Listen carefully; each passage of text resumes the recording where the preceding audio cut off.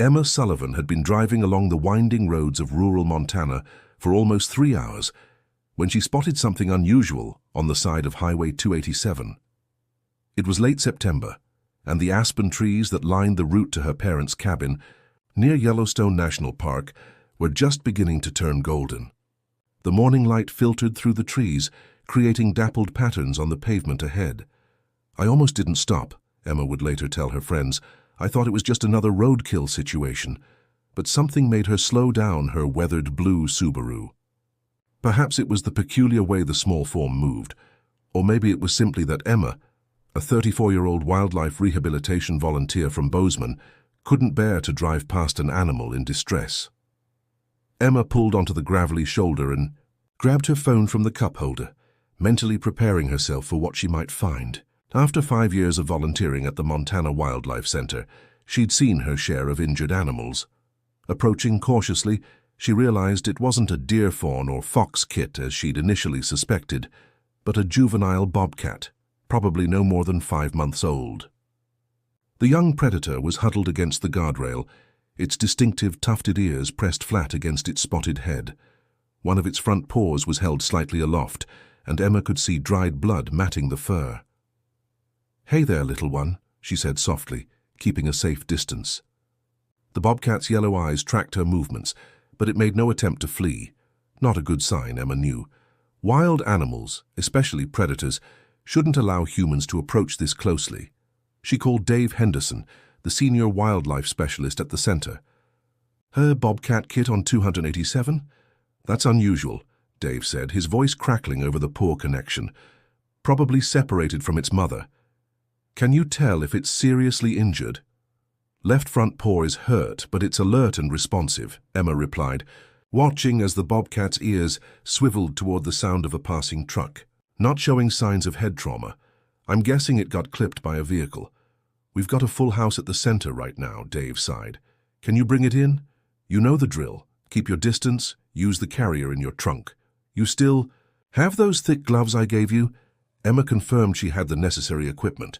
As a volunteer who often transported injured wildlife, she kept her car stocked with essentials: a sturdy pet carrier, heavy-duty gloves, blankets, and basic first aid supplies. Getting the bobcat into the carrier proved less challenging than Emma had anticipated. The young animal seemed to understand on some level that she wasn't a threat. When she placed the open carrier nearby and stepped back, the bobcat eventually limped inside, seeking shelter in the enclosed space. "Got you," Emma whispered as she carefully closed the door. Through the grate, those intelligent yellow eyes studied her with what she could only describe as cautious curiosity. The drive to the wildlife center took another hour. Occasionally, Emma would hear soft movements from the carrier secured in her passenger seat. She spoke quietly to the bobcat throughout the journey, explaining that it would be safe soon, knowing full well that the animal couldn't understand her words, but hoping her calm tone might provide some comfort. At the center, Dave was waiting. Outside the low-slung building with its Montana Wildlife Rehabilitation Center sign, slightly faded from years of harsh weather. "Let me see our new guest," he said, peering into the carrier once Emma had parked. "Female, probably born this spring. Looks like a minor injury to the paw, possibly some road rash. Nothing too serious, thankfully." They brought the bobcat inside, to the examination room, where Dave carefully sedated the animal to treat her wounds. Emma assisted, holding equipment and recording Dave's observations on the center's intake form. "No broken bones, just some lacerations and bruising," Dave confirmed as he cleaned the paw. "She's a bit underweight, but otherwise healthy. Lucky you found her when you did." "What's the plan?" Emma asked, watching as Dave applied antibiotic ointment to the wounds. "She'll need a few weeks to heal and regain her strength. Then we'll release her back into suitable habitat, preferably close to where you found her, but away from the highway." As the bobcat began to stir from the sedation, they transferred her to a quiet recovery enclosure in the back of the facility, a space designed to minimize human contact while providing a stress-free environment for healing.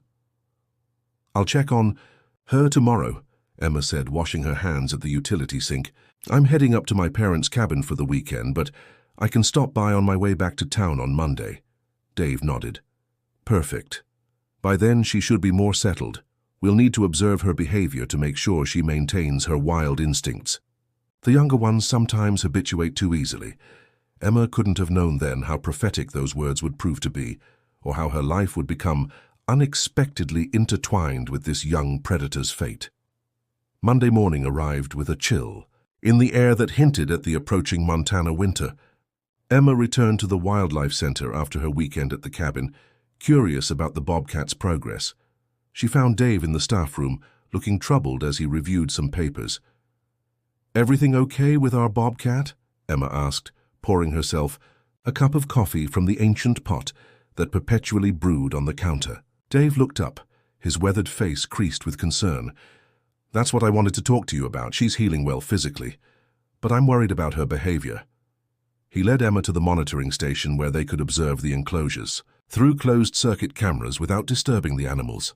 On the screen, the young Bobcat was pacing, occasionally looking directly at the hidden camera. "Watch this," Dave said, playing footage from the previous day. The video showed a staff member placing food in the enclosure, a dead mouse, the standard diet for rehabilitating wild felines. Instead of immediately consuming the prey as a wild bobcat should, this one approached cautiously, sniffed it, then looked expectantly at the door where the human had disappeared. "She's looking for interaction," Dave explained. "That's not what we want to see. And there's more." The next clip showed the bobcat playing with a small rubber ball that had been placed in the enclosure as environmental enrichment. Rather than ignoring it or treating it as potential prey, she batted it around playfully, much like a domestic cat. "Someone socialized this bobcat," Dave said flatly. "She's too comfortable around humans and human objects. My guess is she was illegally kept as a pet and either escaped or was released when she got too big to handle." Emma felt a sinking feeling. "So she's not a candidate for release?"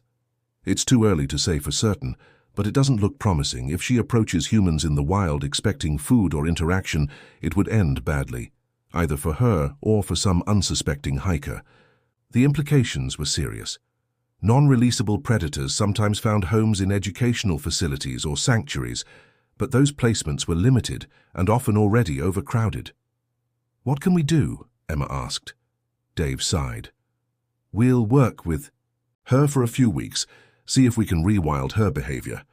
In the meantime, I've contacted Fish and Wildlife to investigate potential illegal pet ownership in the area." Over the next 2 weeks, Emma volunteered for extra shifts, helping implement the Bobcat's rehabilitation plan. They named her Scout, though they were careful not to use the name in her presence to avoid further human association. They minimized human contact, used feeding protocols that disconnected food from human presence, and provided naturalistic enrichment that would stimulate her hunting instincts. Despite their best efforts, Scout's behavior remained concerning. She showed little fear of humans and seemed to actively seek their attention.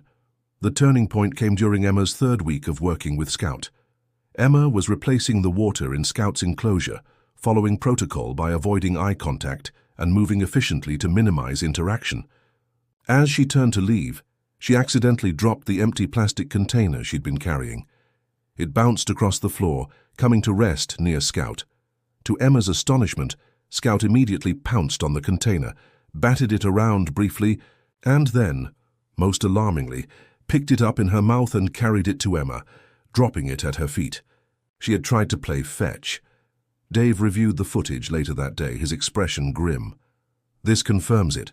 She's been heavily socialized, probably from a very young age. She sees humans as social companions, not as threats to avoid." "So what happens now?" Emma asked, though she already suspected the answer. "We'll contact our partner sanctuaries and educational facilities, see if anyone has space, but I have to be honest, placement options for bobcats are extremely limited right now." The unspoken alternative hung in the air between them. Non-releasable. Predators without placement options sometimes faced euthanasia, a heartbreaking but occasionally necessary decision to prevent suffering or dangerous human-wildlife interactions. That night, Emma couldn't sleep. She kept seeing those intelligent yellow eyes. The small container dropped hopefully at her feet. By morning, she had made a decision that would change both their lives. "You want to what?" Dave stared at Emma. Across his cluttered desk, coffee mug frozen halfway to his lips. "I want to apply for the special wildlife education permit," Emma repeated, sliding a folder of paperwork toward him. "For Scout. I've been researching the requirements for weeks, and I think I can provide what she needs." Dave set down his mug and opened the folder, scanning the meticulous documentation Emma had prepared. There were floor plans for converting part of her rural property into a secure enclosure, budget projections for food and veterinary care, and detailed proposals for educational programs. "This is comprehensive," he admitted. "But Emma, this is a lifetime commitment. Scout could live 15 years or more in captivity, and the permit requirements are stringent for good reason." "I know." "I've thought it through," Emma insisted. "I have the property, the experience, and frankly, the passion for wildlife education. You know I've been wanting to expand my involvement beyond just volunteer work." Dave leaned back in his chair, considering. Emma had been one of their most dedicated volunteers for years. She lived on 5 acres outside Bozeman, plenty of space for a proper enclosure, and she had recently left her job in environmental consulting to pursue wildlife education full-time. "You'd need specialized training, regular inspections, proper insurance, all outlined in Section 3, Emma said, pointing to the folder. "I've already spoken to Carol at Wildlife Education Alliance about mentorship." Dave couldn't help but smile. "You've really thought this through. Scout deserves a chance, Dave, and I think I can give her a good life while helping her teach people about bobcats and conservation." The process wasn't quick or easy. Over the next 6 months, while Scout remained at the rehabilitation center, Emma underwent intensive training in wild feline handling and behavior. She constructed a spacious outdoor enclosure with climbing structures, hiding places, and environmental enrichment features. She obtained the necessary permits, a stack of paperwork that documented her qualifications to keep a bobcat for educational purposes. Throughout this time, Emma visited Scout regularly, gradually building a relationship based on mutual respect rather than dominance.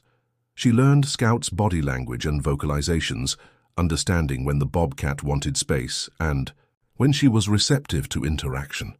Finally, on a crisp spring morning, the day came to bring Scout home. Emma arrived at the center with a specialized transport carrier and a mixture of nervousness and excitement. "Ready for this?" Dave asked as they prepared for the transfer. "As ready as I'll ever be," Emma replied. Scout entered the carrier with surprising ease, as if she somehow understood that this transition was different from the others she had experienced in her young life. The drive to Emma's property was quiet, with Scout occasionally chirping softly from the carrier. When they arrived, Emma carried the carrier to the new enclosure and opened the door. Scout hesitated only briefly before stepping out to explore her new home, sniffing cautiously at each new feature. That evening, as Emma sat quietly outside the enclosure, watching Scout investigate her surroundings, she reflected on the unexpected journey that had brought them together. A chance encounter on a highway had led to a complete change in direction for both their lives. Over the following years, Scout became the centerpiece of Emma's educational programs. Together, they visited schools, community events, and conservation gatherings across Montana. Scout, with her striking appearance and unusual comfort around humans, helped Emma teach thousands of people about bobcat behavior, habitat needs, and the importance of keeping wildlife wild. Emma was careful to always emphasize that Scout's story was unusual, that she represented what happened when well-meaning but misguided people attempted to make pets of wild animals. "Scout can never live in the wild where she belongs," she would explain to audiences.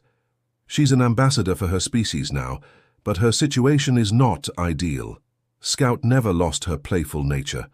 On occasion, when they were alone together, she would still bring objects to Emma, in that fetch-like behavior that had sealed her fate as a permanent captive. Emma would smile at the bittersweet gesture, a reminder of both the special connection they shared and the wild instincts that had been irreversibly altered. The bobcat on the road had found more than just rescue that September morning. She had found a purpose, becoming a powerful advocate for wild things and wild places. And Emma, who had simply stopped to help an injured animal, had found an unexpected calling and companion who would change the course of her life's work. In wildlife rehabilitation circles across Montana, their story became something of a legend. The tale of a bobcat who tried to play fetch, and the woman who built her a new kind of life. Not the life Scout was born for, perhaps, but one that gave meaning to her unusual circumstances and helped protect the future of her wild relatives. As Emma often told her audiences, sometimes the most important conservation lessons come from unexpected places, even from the side of a highway on an ordinary autumn morning.